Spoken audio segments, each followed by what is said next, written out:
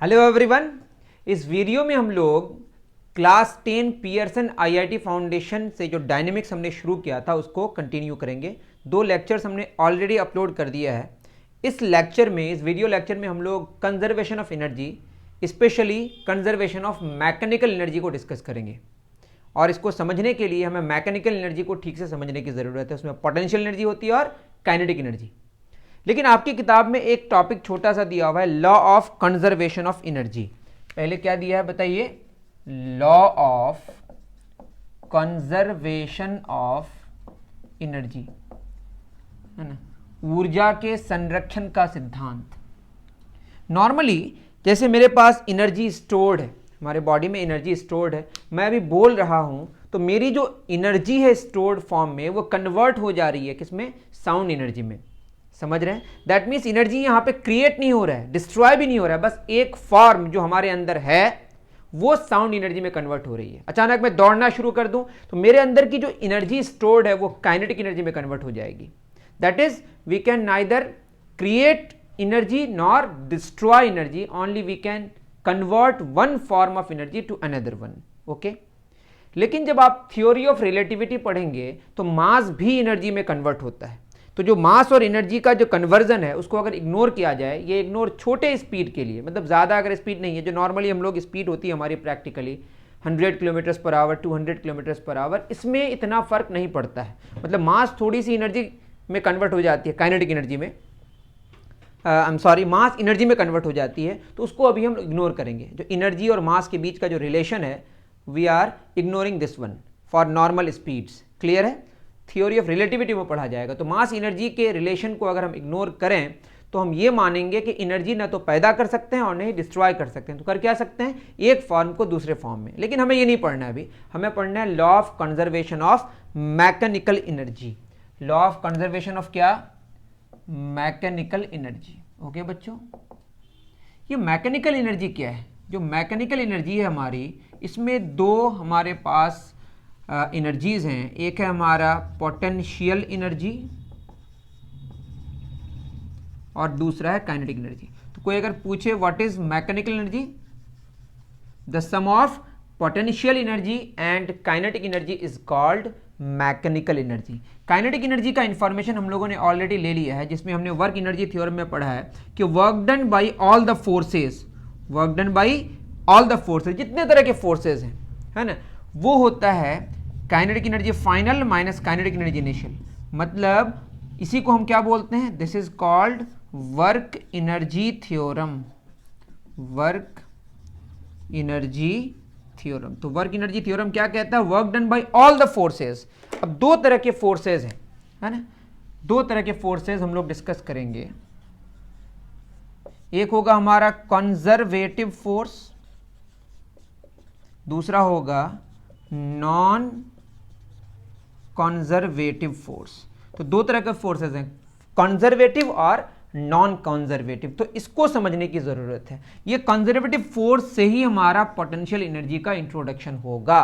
मेरी बात समझ आ रही है? तो वर्क एनर्जी थ्योरम क्या कहता है कि work done by conservative force plus work done by non conservative force, ये फाइनल मतलब एनर्जी काइनेटिक एनर्जी के चेंज के बराबर होगा। तो work done by all the forces is equal to change in kinetic energy, जिसको हम कहते हैं वर्क एनर्जी थ्योरम। और जो कंजर्वेटिव फोर्स है वहां से हमारी आएगी कौन सी एनर्जी? Potential energy. अब ये कंजर्वेटिव फोर्स क्या है?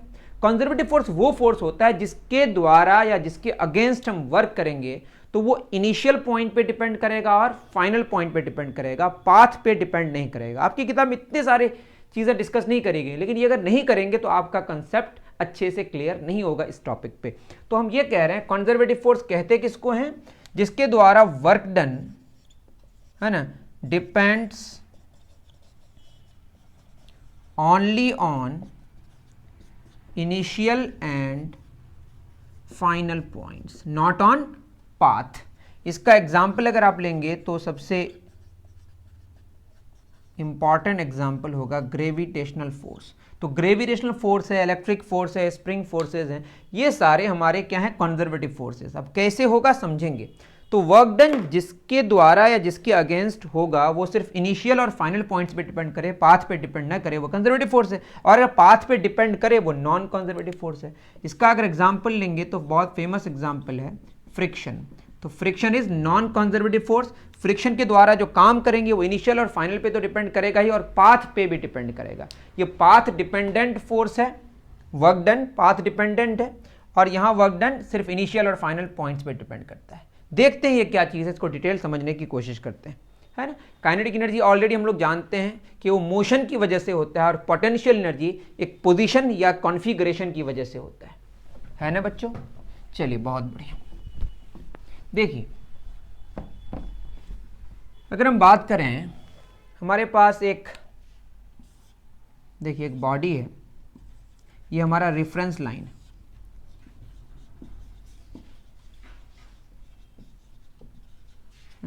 ये रेफरेंस लाइन है, यहाँ पे जो पोटेंशियल एनर्जी है उसको हम लोग जीरो मानते हैं, इस पोजीशन को जीरो पोजीशन मानते हैं।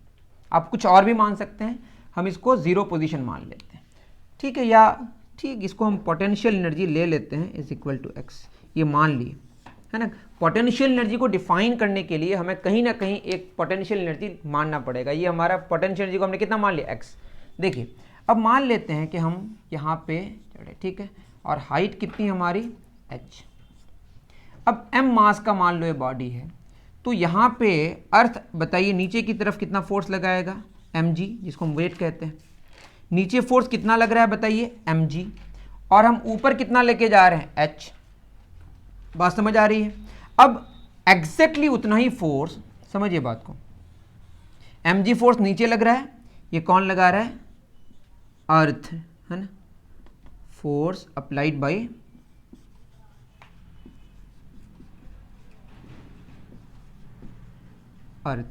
अर्थ अपने सेंटर की तरफ इस बॉडी को खींच रही है, कितने फोर्स से, mg फोर्स से।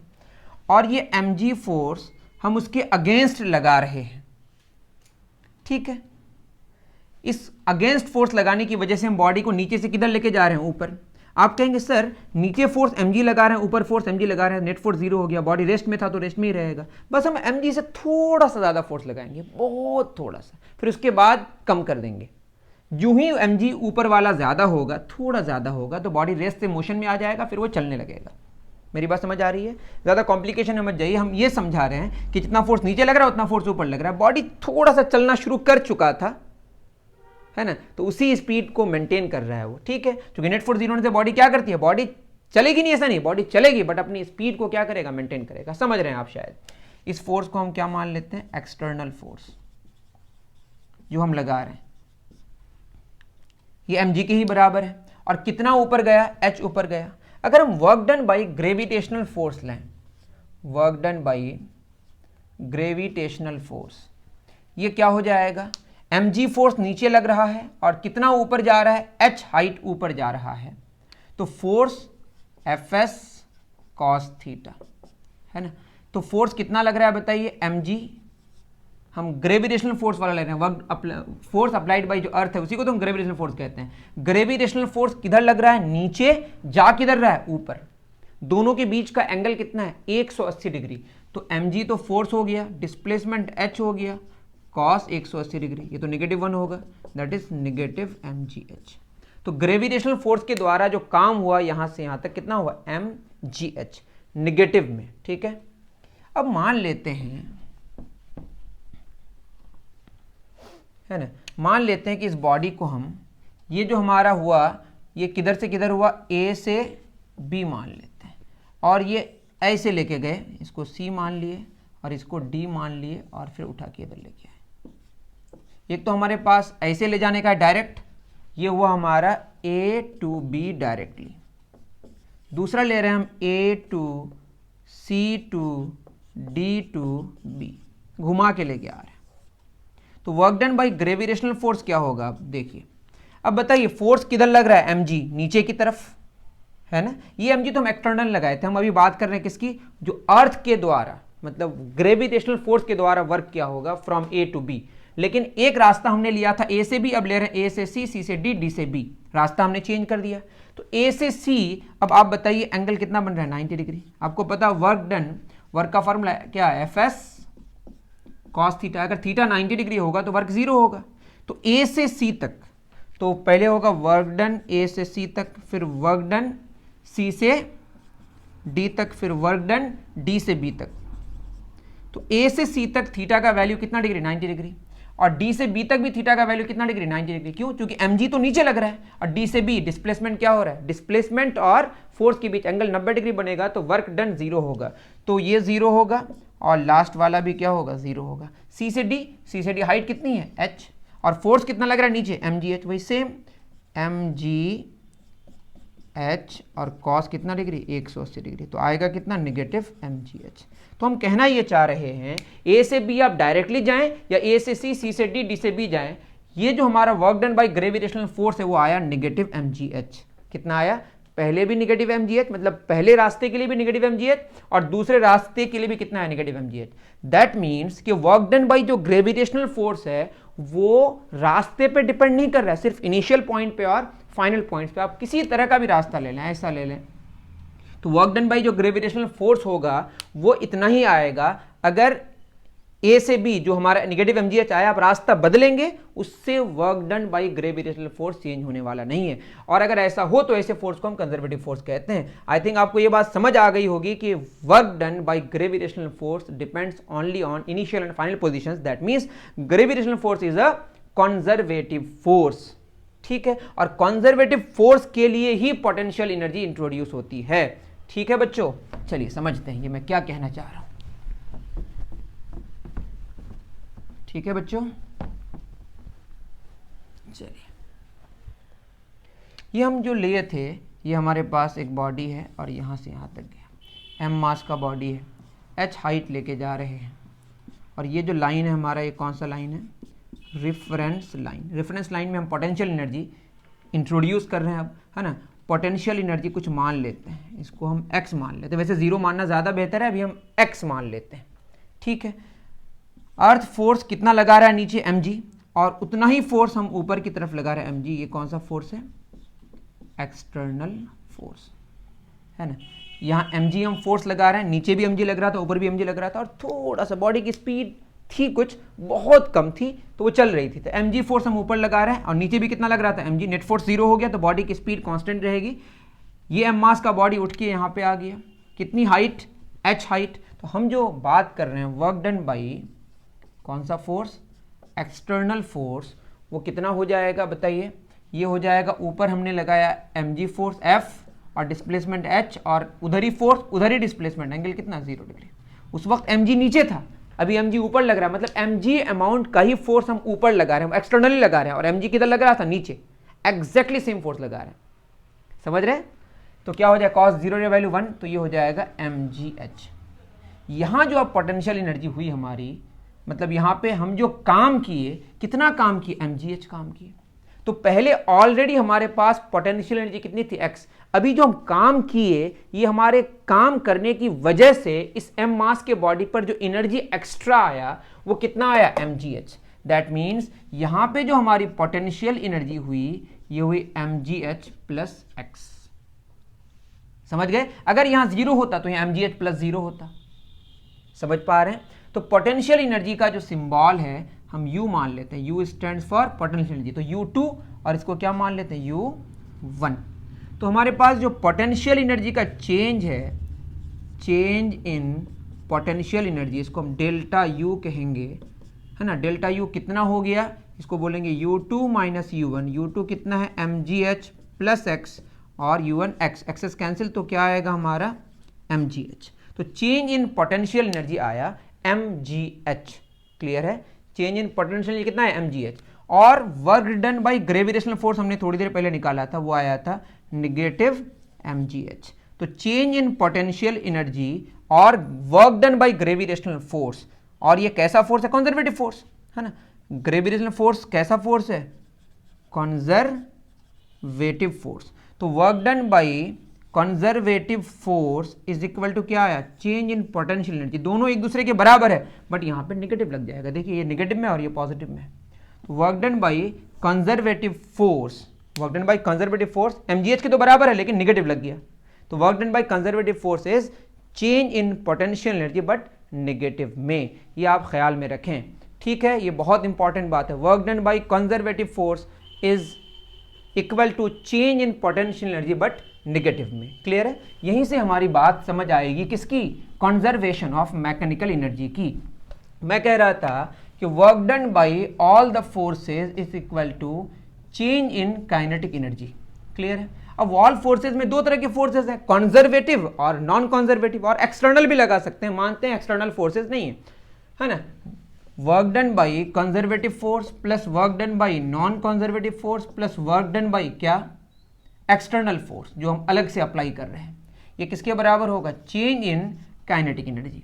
तो कंजर्वेटिव फोर्स अवेलेबल है, हम मान लेते हैं फ्रिक्शन वगैरह नहीं है, तो नॉन कंजर्वेटिव फोर्स को हमने जीरो मान लिया। एक्सटर्नली भी कोई फोर्स नहीं है, तो हमने माना कि if there are only conservative forces और if there is only one conservative force, जिसमें हम माने हैं कि ग्रेविटेशनल फोर्स अभी हमने लिया है, तो gravitational force is a conservative force. क्यों? क्योंकि ये सिर्फ इनिशियल और फाइनल पॉइंट्स पे डिपेंड करता है, पाथ पे डिपेंड नहीं करता है। तो वर्क डन बाय जो कंजर्वेटिव फोर्स होगा वो किसके बराबर है बताइए, चेंज इन पोटेंशियल एनर्जी, लेकिन नेगेटिव में। You stands for potential energy.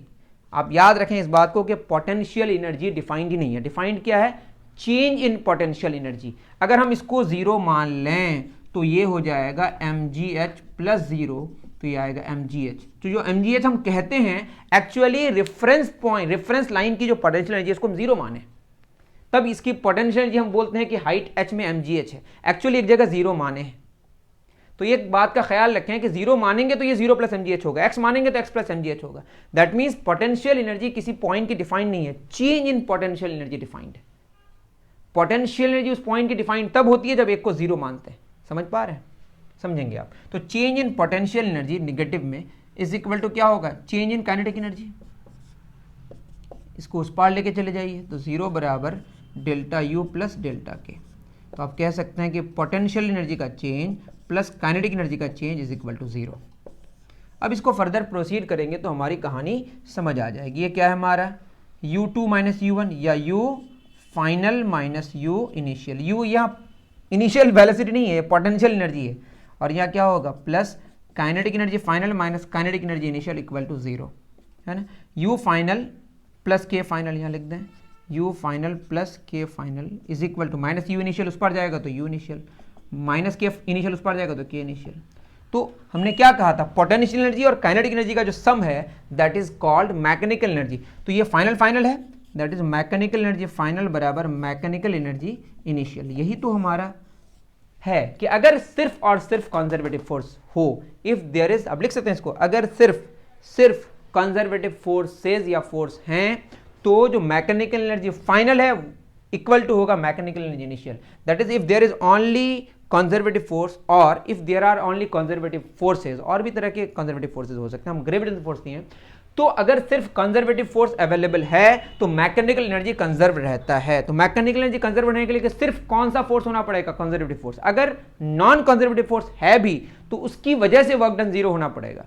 समझ पा रहे हैं? तो सिर्फ और सिर्फ वर्क अगर किसकी वजह से हो रहा है, कंजर्वेटिव फोर्स की वजह से, तो जो मैकेनिकल एनर्जी है that remains conserved. This is the law of conservation of mechanical energy. मैं फिर बार बार कहूंगा कि क्या है कंजर्वेशन ऑफ मैकेनिकल एनर्जी, अगर सिर्फ और सिर्फ कंजर्वेटिव फोर्स अवेलेबल है या कंजर्वेटिव फोर्स के अलावा फोर्सेज हैं भी, उसकी वजह से वर्क डन जीरो होना पड़ेगा। मतलब वर्क डन जो भी हो रहा है वो कंजर्वेटिव फोर्स की वजह से हो रहा है तो मैकेनिकल एनर्जी कंजर्व रहेगा। और मैकेनिकल एनर्जी होता क्या है, the sum of potential energy and kinetic energy. और कंजर्वेटिव फोर्स क्या होता है, कंजर्वेटिव फोर्स के द्वारा जो वर्क होता है वो चेंज इन पोटेंशियल एनर्जी होता है, बस निगेटिव में होता है, ये ख्याल में रखें। These points are very important जो बाद में ज्यादा काम आएगी।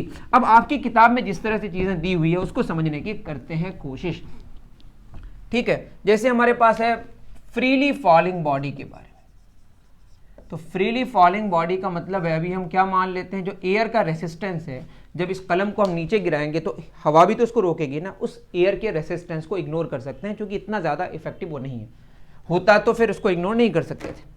तो ठीक है, मान लेते हैं कि हमारे पास यहाँ पे m मास का बॉडी है और ये हमारा रेफरेंस लाइन है, और रेफरेंस लाइन में हम पोटेंशियल एनर्जी को क्या मान लेते हैं, जीरो, है ना। u यहाँ पे क्या है, पोटेंशियल एनर्जी, u हम कैपिटल कर दें क्योंकि u इनिशियल वेलोसिटी ना, समझ आए आपको। u क्या है हमारा, पोटेंशियल एनर्जी। और ये m मास का बॉडी है और ये नीचे फ्रीली फॉल कर रहा है। हाइट इसकी कितनी है, मतलब मान लेते हैं कि h हाइट। ये जो पॉइंट है इसको हम a पॉइंट मान लेते हैं, बीच में कोई पॉइंट b मान लेते हैं और नीचे पॉइंट क्या मान लेते हैं हम, c पॉइंट मान लेते हैं। इस पॉइंट को क्या माने, c। तो तीन तरह के पॉइंट्स हैं, a जो टॉप मोस्ट पॉइंट है, c जो डाउन मोस्ट पॉइंट है और b जो बीच में कहीं पे है। मान लेते हैं कि ये जो a से b जो डिस्टेंस कवर किया हुआ x किया, तो ये बचेगा कितना, h माइनस एक्स। और यहां पे सिर्फ और सिर्फ कंजर्वेटिव फोर्स है, मतलब अर्थ जो फोर्स लगा रही है इसके अलावा कोई फोर्स अवेलेबल नहीं है, दैट इज सिर्फ और सिर्फ कंजर्वेटिव फोर्स है। तो मैकेनिकल एनर्जी क्या रहेगी, कंजर्व रहेगी, है ना। अब बताइए, मैं अगर ए पॉइंट की बात करूं तो ए पॉइंट में चूंकि पोटेंशियल एनर्जी यहां पे हम जीरो मान लिए, तो यहां पे एच हाइट में कितना होगा, mgh। जो मैकेनिकल एनर्जी होगी ए पॉइंट में वो होगा u, मतलब पोटेंशियल एनर्जी ए में प्लस, ए में बात हो रही है, प्लस काइनेटिक एनर्जी कहां पे, ए में।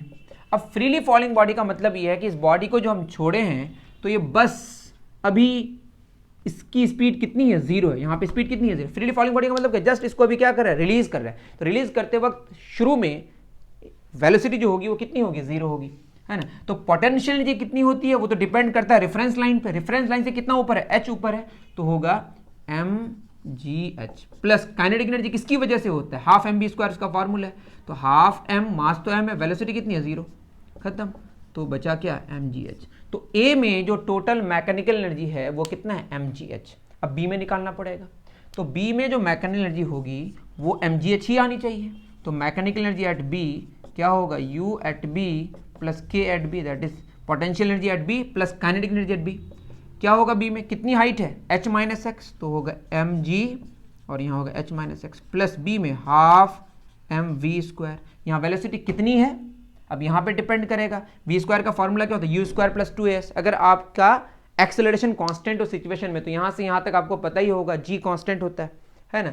तो क्या हो जाएगा, mg h minus mg x plus half m। v square क्या होता है, u स्क्वायर प्लस 2as। तो यहाँ पे हम अलग से बता दे रहे हैं आपको, देखिए v स्क्वायर बराबर क्या होता है, u स्क्वायर प्लस 2as। मगर a से b की बात करूँ तो u तो जीरो है, a हमारा एक्सेलरेशन ड्यू टू ग्रेविटी नीचे की तरफ g है ना, s कितना डिस्प्लेसमेंट है, x, है ना। तो g तो नीचे की तरफ होगा, डिस्प्लेसमेंट भी नीचे और g भी नीचे। तो हम नीचे की तरफ पॉजिटिव मान लें तो g भी पॉजिटिव होगा, मतलब एक्सेलरेशन भी पॉजिटिव और x भी पॉजिटिव हमने लिया। अगर ये निगेटिव लेते तो ये भी निगेटिव लेना पड़ता, समझ, निगेटिव फिर पॉजिटिव ही हो जाता। तो वी स्क्वायर बराबर कितना आ गया, 2gx, दैट इज यहाँ पे हम सीधे पुट कर देंगे वी स्क्वायर बराबर 2gx, 2 कैंसिल, यहाँ mgx है, mgs कैंसिल, बचा कितना, mgh। दैट इज b में भी हमारा जो मैकेनिकल एनर्जी आया वो कितना आया, mgh। आई थिंक आपको बात समझ मेरी अच्छे से आ रही है। ओके बच्चों, चलें आगे,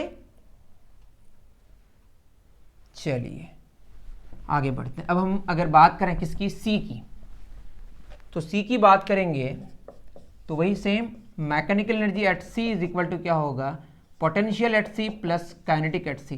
तो पोटेंशियल कितना होगा, यहाँ तो रेफरेंस लाइन है, जीरो मान चुके हैं, प्लस काइनेटिक कितनी होगी, वही हाफ एम वी स्क्वायर। इसका वी स्क्वायर कैसे निकलेगा, यू स्क्वायर प्लस 2as। वही अगर हम बात करें a से c तो u होगा जीरो और a कितना है हमारा g और s कितना है पूरा h, दैट इज ये होगा 2gh। तो ये होगा half m into 2gh, 2 cancel, कितना आ गया हमारा mgh। देखिए a में भी mgh आया मैकेनिकल एनर्जी और b में भी mgh आया, c में भी mgh आया। दैट मीन्स पोटेंशियल और काइनेटिक जो एनर्जीज हैं वो अलग अलग बदल रही हैं, लेकिन क्या नहीं बदल रही है, उसका जो सम है। एकदम टॉप मोस्ट में देखेंगे तो सारी की सारी एनर्जी पोटेंशियल के फॉर्म में है, डाउन मोस्ट में सारी की सारी एनर्जी काइनेटिक के फॉर्म में है, और वैसे है तो पोटेंशियल एनर्जी भी, लेकिन हमने जीरो मान लिया उसको, और बीच में पोटेंशियल भी और काइनेटिक भी है, बट दोनों का जो सम है दैट रिमेन्स कांस्टेंट। इसी को बोलते हैं conservation of mechanical energy. Okay, क्या कहते हैं बच्चों, कंजर्वेशन ऑफ मैकेनिकल एनर्जी। अब आते हैं दूसरे, इन सब में हमने एयर के रेसिस्टेंस को क्या किया, इग्नोर किया है ना। सिंपल पेंडुलम में भी यहाँ पे डिस्कशन करनी है, तो मैं बस समझाने की कोशिश कर रहा हूँ यहाँ पे इसका जो ग्राफ है फ्रीली फॉलिंग बॉडी का, तो ये सिंपल सा है, इधर हमारा एनर्जी और इधर लिया है हाइट फ्रॉम ग्राउंड। तो आपको पता है कि हाइट जितनी बढ़ती जाएगी तो पोटेंशियल बढ़ती जाएगी, तो ये पोटेंशियल का ग्राफ हो गया U, है ना, और इधर से हमारा काइनेटिक क्या होती जाती है, घटते जाती है, हाइट बढ़ते जाती है और काइनेटिक घटते जाती है, और टॉप मोस्ट में जाके काइनेटिक एनर्जी क्या हो जाती है, जीरो। देखिए हाइट बढ़ते गई और काइनेटिक क्या हो गया, जीरो। तो ये ग्राफ है और लीनियरली बढ़ता है घटता है, ठीक है। लेकिन ये सिंपल पेंडुलम के केस में ऐसा नहीं होगा। देखिए सिंपल पेंडुलम की बात करें, सिंपल पेंडुलम ही है ना, हाँ, सिंपल पेंडुलम में अगर बात करें, क्या यहाँ पे वैलिड है कंजर्वेशन ऑफ मैकेनिकल एनर्जी? देखते हैं। देखिए हमारे पास, वैसे आपकी किताब में कुछ कुछ एरर नज़र आ रहा है मुझे, ऐसे ही ना घूमता है। ये हमारा रेफरेंस लाइन है, रेफरेंस लाइन में पोटेंशियल एनर्जी को हमने क्या मान लिया, ज़ीरो, और ये हाइट हमारी h, मतलब ये h हाइट, m मास का बॉब है। इसमें कितने तरह के फोर्सेस होंगे, एक तो हमारा इधर क्या लगेगा, टेंशन, जो कि बदलेगा, और नीचे की तरफ क्या लगता है, वेट mg, है ना। तो टेंशन और mg दो फोर्सेस लग रहे हैं। एक फोर्स लग रहा है, इसका नेट फोर्स किधर लगेगा बताइए, जिधर वो है ना, इधर इसका रिस्टोरिंग फोर्स लगे। इतने डिटेल में हम नहीं जा रहे हैं अभी।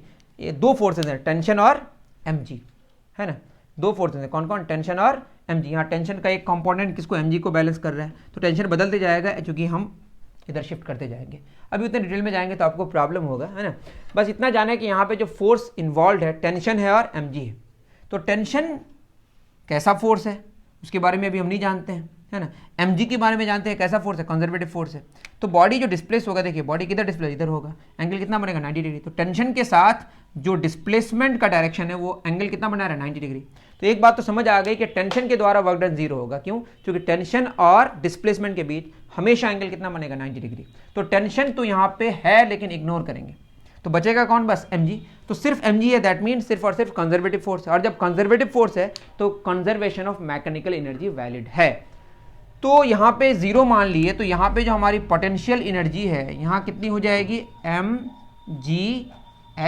और काइनेटिक एनर्जी कितनी होती है, जब बॉडी, बॉब के बारे में जानते होंगे, जब स्पीड बढ़ते, ये जब यहाँ से छोड़ेंगे तो स्पीड बढ़ते बढ़ते बढ़ते बढ़ते यहाँ क्या हो जाती है, मैक्सिमम।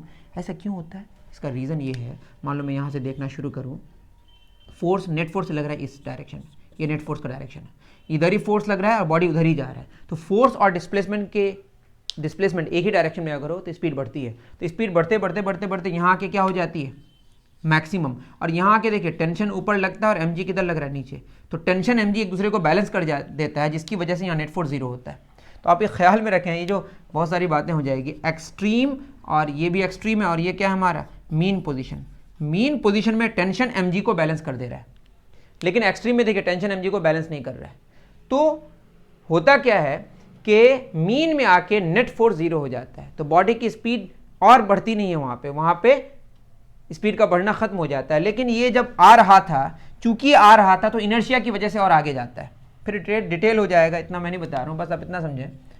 तीन पोजीशन है, ये एक्सट्रीम है, ये मीन है, और ये भी हमारा एक्सट्रीम है। ये जब आगे जा रहा था तो नेट फोर्स उधर ही लग रहा है और डिस्प्लेसमेंट भी उधर ही हो रहा है, तो इसकी स्पीड बढ़ते बढ़ते बढ़ते बढ़ते यहाँ मैक्सिमम हो जा रहा है, और यहाँ पे नेट फोर्स का वैल्यू क्या हो जा रहा है, जीरो। तो बॉडी की स्पीड मैक्सिमम यहीं तक हो रही है। उसके बाद जब आगे जा रही है तो आगे जाने से फोर्स किधर लग रहा है, पीछे की तरफ, फोर्स वापस लग रहा है। समझ रहे हैं, जैसे स्प्रिंग को आप दबाते हैं तो जा तो इधर रहा है बट फोर्स वापस लग रहा है। समझ पा रहे हैं मैं क्या कहना चाह रहा हूँ। जब ये इस डायरेक्शन में जा रहा है, मतलब हम ए से, ये बी सी, जब ए से बी जा रहा है तो जिधर फोर्स उधर ही डिस्प्लेसमेंट, तो स्पीड बढ़ रही है, बढ़ते बढ़ते बढ़ते बढ़ते यहाँ मैक्सिमम हो गया। वैसे फोर्स का वैल्यू घटते घटते घटते यहाँ जीरो भी हो जा रहा है। बहुत डिटेल हो जाएगा, चाहे तो सिंपल पेंडुलम के लेक्चर्स मेरे अवेलेबल हैं, वो आप देख सकते हैं। समझ रहे हैं, तो उधर ही फोर्स लग रहा है, उधर ही डिस्प्लेसमेंट, तो इसकी स्पीड बढ़ते बढ़ते बढ़ते बढ़ते, लेकिन फोर्स का वैल्यू घट रहा है, बट फोर्स लग रहा है उसी डायरेक्शन में, जिधर फोर्स उधर ही डिस्प्लेसमेंट। तो वो मैं इतना डिटेल बताने की कोशिश नहीं कर रहा हूँ। यहाँ पे आके नेट फोर्स जीरो हो जाता है। आप इतना जाने, यहाँ पे आके मैक्सिमम स्पीड हो जाती है, और जहाँ पे स्पीड मैक्सिमम होगा वहाँ पे काइनेटिक एनर्जी क्या होगी, मैक्सिमम। मैं जो बताना चाह रहा हूँ वो ये है कि यहाँ पे टेंशन की वजह से वर्क तो जीरो हो रहा है। जब टेंशन की वजह से वर्क जीरो होगा, बचा कौन, mg। और mg कैसा फोर्स है, कंजर्वेटिव फोर्स। और कंजर्वेटिव फोर्स अगर सिर्फ है तो यहाँ पे मैकेनिकल एनर्जी कंजर्व रहेगा।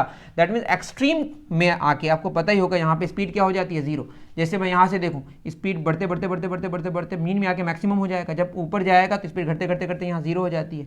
यहाँ स्पीड जीरो का मतलब क्या कि जो काइनेटिक एनर्जी है वो जीरो और जो पोटेंशियल एनर्जी है वो क्या होगा, mgh, h हाइट ऊपर जा रहा है, समझ पा रहे हैं। तो एक्सट्रीम में काइनेटिक एनर्जी जीरो और पोटेंशियल एनर्जी mgh, तो यहाँ पे भी एक्सट्रीम में काइनेटिक एनर्जी जीरो और पोटेंशियल एनर्जी mgh, और यहाँ पे मीन में काइनेटिक एनर्जी मैक्सिमम हो जाता है, काइनेटिक मैक्सिमम और पोटेंशियल जीरो, चूंकि हमने रेफरेंस लाइन में पोटेंशियल जीरो माना है, और बीच में काइनेटिक भी होगी और पोटेंशियल भी होगी, बट दोनों का सम क्या रहेगा, कांस्टेंट रहेगा। सिर्फ क्यों, क्योंकि सिर्फ और सिर्फ क्या है, यहाँ पे कंजर्वेटिव फोर्स अवेलेबल है, टेंशन है भी है तो उसकी वजह से कोई डिस्टर्बेंस हमें नहीं हो रहा है। आई थिंक मेरी बात आपको समझ आ रही है, ठीक है। आप एक कमेंट में जरूर बताएं टेंशन कैसा फोर्स है, कंजर्वेटिव कि नॉन कंजर्वेटिव, आप गूगल करें, समझने की कोशिश करें। तो टेंशन है भी तो उसकी वजह से वर्क डन जीरो है, तो बचा कौन, mg, और mg एक कंजर्वेटिव फोर्स है जिसकी वजह से यहाँ पे conservation of mechanical energy valid है। और बॉब सिंपल पेंडुलम के केस में एक्सट्रीम पोजीशन में काइनेटिक एनर्जी जीरो हो जाती है। क्यों जीरो होती है, क्योंकि वहाँ पे स्पीड जीरो हो जाती है, स्पीड घटते घटते घटते खत्म हो जाती है, और चूंकि पोजीशन मैक्सिमम है, मतलब हाइट मैक्सिमम है, तो पोटेंशियल मैक्सिमम हो जाती है और काइनेटिक जीरो हो जाती है, और मीन में क्या मैक्सिमम, स्पीड मैक्सिमम, तो काइनेटिक एनर्जी मैक्सिमम और पोटेंशियल एनर्जी जीरो, क्योंकि हमने रेफरेंस लाइन में पोटेंशियल एनर्जी को जीरो मान लिया, और बीच में एक्सट्रीम और मीन को छोड़कर कहीं पे भी पोटेंशियल भी होती है, काइनेटिक भी होती है, बट उसका सम क्या रहेगा, कांस्टेंट रहेगा, mgh के बराबर रहेगा।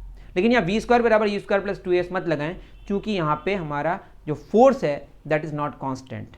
फोर्स कांस्टेंट नहीं होगा तो एक्सेलरेशन कांस्टेंट नहीं होगा, और जब एक्सेलरेशन कांस्टेंट नहीं होगा तो वो जो आपके फार्मूले हैं, तीन इक्वेशंस हैं ऑफ मोशन, वो यूनिफॉर्म एक्सेलरेशन के लिए वैलिड है, तो वहाँ अप्लाई आप नहीं करें, यहाँ अप्लाई ना करें, क्योंकि यहाँ पे फोर्स कांस्टेंट नहीं है। टी और mg का यहाँ जो नेट है वो कुछ और फोर्स आएगा जो कि वेरिएबल होगा, उस पर अभी डिस्कस हम नहीं कर रहे हैं। बस इतना जान लें कि सिंपल पेंडुलम के केस में जो बॉब है, वो बॉब जब एक्सट्रीम में रहता है तो उसकी काइनेटिक एनर्जी क्या होती है, जीरो, पोटेंशियल मैक्सिमम होती है, और मीन में आती है तो speed maximum that is kinetic maximum और पोटेंशियल मिनिमम, और एक्सट्रीम में जाके पोटेंशियल मैक्सिमम हो जाता है, काइनेटिक मिनिमम, काइनेटिक जीरो ही हो जाती है, क्यों, क्योंकि स्पीड जीरो हो जाती है। आई थिंक मेरी बात आपको समझ आई होगी। सिंपल पेंडुलम को और डिटेल जानना है तो मेरे जूनियर सेक्शन के 7 या 8 में मैंने बहुत सारे वीडियोस बना के रखा है, तो उसको आप ज़रूर देखें, उससे आपको चीज़ें क्लियर हो जाएंगी। अब नेक्स्ट वीडियो में हमको जो डिस्कस करना है वो कुछ एग्जांपल्स बचे हुए हैं, अगर आपको एग्जांपल्स को समझना है तो उसके लिए अलग से मैं वीडियो बना दूंगा, और आप कमेंट करेंगे सर नहीं कि आप न्यूमेरिकल सॉल्व ना करें, वो हम लोग खुद कर लेंगे, तो मैं सीधे पैरेलल फोर्सेस से शुरू करने की कोशिश करूँगा।